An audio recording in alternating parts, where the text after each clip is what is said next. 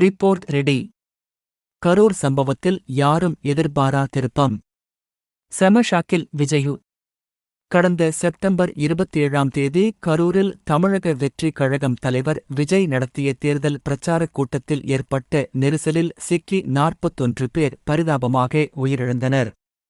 இந்த விவகாரம் தமிழகம் முழுவதும் பெரும் அதிர்வலைகளை ஏற்படுத்தியுள்ள நிலையில் ஒரு நபர் விசாரணை ஆணையம் அமைக்கப்பட்டு இந்த சம்பவம் தொடர்பாக விசாரித்து வருகிறது. அதே சமயம் இந்த சம்பவத்தில் விஜய்க்கு எதிராகவும் சாதகமாகவும் பலரும் தங்கள் கருத்துக்களை கூறி வருகிறார்கள்.